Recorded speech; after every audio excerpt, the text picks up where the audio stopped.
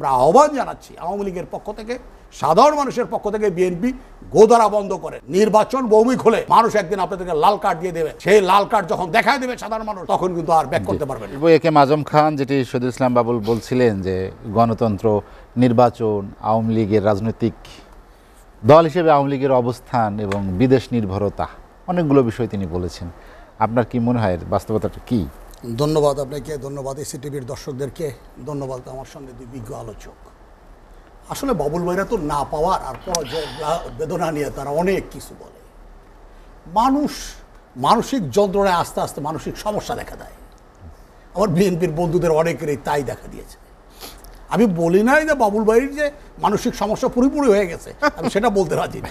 তবে ওনাদের কারো কারো এরকম একটা স্মৃতিবোমা। দেখেন, ওনাদের পূর্বরাষ্ট্র কোনটা? পাকিস্তান। মূলত বাংলাদেশ হলো বাংলাদেশের বিএনপি পাকিস্তানের একটি অঙ্গ সংগঠন বা সহযোগী সংগঠন বা তাদের এজেন্টের মতো একটা সংগঠনের নাম হলো বিএনপি। এই বিএনপি বাংলাদেশের উন্নয়ন পায় না খুঁজে, বাংলাদেশের ডেভেলপমেন্টটা দেখতে পায় না। অথচ পাকিস্তানের প্রধানমন্ত্রী সমস্ত ব্যবসায়ীদেরকে সঙ্গে নিয়ে আফসোস করে বলে, তাদের ভিতর থেকে বলে যে বাংলাদেশ আজ কোথায় কত উন্নত হয়ে গেছে, আর আমাদের অবস্থাটা কোথায়। এটা বাবুল ভাইরা দেখতে পায় না, এটা বিএনপি দেখতে পায় না, এটা শুনতে পায় না। তারা বধির হয়ে গেছে, তারা অন্ধ হয়ে গেছে। বাংলাদেশের উন্নয়ন, ওনারা বাংলাদেশের উন্নয়ন বলতে বিএনপি ক্ষমতায় আসতে হবে, এটা হলো বাংলাদেশের উন্নয়ন। অথচ জনগণ দ্বারা প্রত্যাখ্যিত বিএনপি। আপনি দেখেন বাংলাদেশের ভোট, এটা বিএনপি ধ্বংস করে দিয়েছে। আওয়ামী লীগ বারবার চেষ্টা করেছে গণতন্ত্র ফিরিয়ে আনার জন্য। আওয়ামী লীগ একটি গণতান্ত্রিক দল, গণতন্ত্রের মধ্য দিয়ে আওয়ামী লীগের জন্য। বিএনপির মতো দল কুলসিত করার মতো রাজনীতি আওয়ামী লীগ করে। দেখেন আপনার 91-তে নির্বাচনে এসে 96-তে তারা ভোটটাকে ধ্বংস করে দিল। আবার ভোটারবিহীন একটা নির্বাচন করলো, বাক্সবিহীন একটা নির্বাচন করলো। সেই 15 ফেব্রুয়ারি নির্বাচনের কথা আমাদের সবার, বাবুল ভাইদের লজ্জা থাকা উচিত কথা বলার আগে। কথা বলার আগে স্কাপ পরে আসা উচিত। কারণ চেহারা যদি মানুষ দেখে, তাহলে মানুষটা ফিলকি দিয়ে হাসে তাদেরকে দেখে।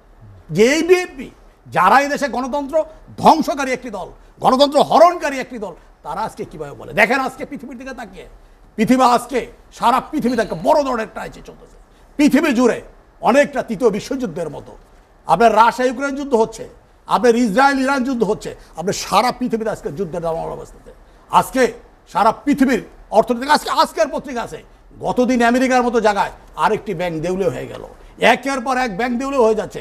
আমেরিকার অর্থনৈতিক অবস্থা আজকে তাদের প্রচণ্ড খারাপ। আপনি ইউরোপের দিকে তাকিয়ে দেখেন, তাদের অবস্থা প্রচণ্ড খারাপ। আজকে আপনি ইংল্যান্ডের দিকে তাকিয়ে দেখেন, তাদের এক একটা পণ্যের, যেমন বিদ্যুতের দাম, তাদের 400% বিদ্যুতের দাম বাড়িয়েছে তারা। তারপরও তারা টিকে থাকতে পারত না। সেখানে জাতির পিতার কন্যা, আমাদের মহান নেত্রী বঙ্গবন্ধুর কন্যা শেখ হাসিনার নেতৃত্বে তিনি আসেন বিদায় বাঙালি আজ 3 বেলা খেয়ে পড়ে আজকে মোটামুটি ভালো জায়গায় আমরা দাঁড়িয়ে আছি। দেশ এগিয়ে যাচ্ছে, আমাদের দ্রব্যমূল্যটা একটু এখনও পরিপূর্ণ। তবে রমজানে কিন্তু যেভাবে তারা সিন্ডিকেট করার চেষ্টা করেছিল, সেই সিন্ডিকেটটা কিন্তু মোটামুটি নিয়ন্ত্রণ করতে পেরেছে। সিন্ডিকেটের মাঝে কিন্তু ভাঙতে পেরেছিল সরকার। তাই বলি, বিএনপিদেরকে বলি যে এগুলি বন্ধ করেন। আপনি বিরোধী দল হিসাবে আপনাদের নিজস্ব একটা ভূমিকা আছে। শুধু সরকারের অন্ধকার দেখা, ডেভেলপমেন্ট হয় না এই কথাগুলি বলা, এটা বিএনপির কাজ না, এটা বিরোধী দলের কাজ না। বিরোধী দলের কাজ, বিরোধী দলও একটা গণতন্ত্রের পার্ট। সরকারকে সহযোগিতা করবে, সরকারের গঠনমূলক সমালোচনা করবে, সরকার যেটা খারাপ কাজ করতেছে সেটাকে আঙুল দিয়ে দেখিয়ে দেবে, জনগণের পক্ষে কথা বলবে। এই যে নির্বাচন চলতেছে, মানুষের কাছে যাবে, নির্বাচনে অংশগ্রহণ করবে। আজকে বিএনপি কোথায় চলে যেতে বসছে? আজকে বাবুল ভাইদের জন্য আমাদের ভয় হয়। আজকে বিএনপি নামক রাজনৈতিক দলটি যদি বাংলাদেশ থেকে হারিয়ে যায়, আর রাজপথে যদি বিএনপিকে খুঁজে, সেম অবস্থা হয়েছিল আপনার মুসলিম লীগের এরকম গো ধরে বসে থাকতে থাকতে আজকে বাংলাদেশের আপনার সমস্ত জায়গা থেকে আপনার আজকে মুসলিম লীগ হারিয়ে গেছে। আমার ভয় হলো এই বিএনপি নামক বন্ধু দলটি আজকে মুসলিম লীগের কাতারে চলে না যায়। তাই সময় থাকতে এই যে নির্বাচনগুলো আছে, নির্বাচনে যেতে, আজকে দেখেন আপনি, আজকে ইউনিয়ন পরিষদে বিভিন্ন জায়গায় নির্বাচন হয়েছে। বিএনপির বহিষ্কৃত অনেক নেতারা নির্বাচনে অংশগ্রহণ করেছে এবং তারা নির্বাচনে জিতেছে।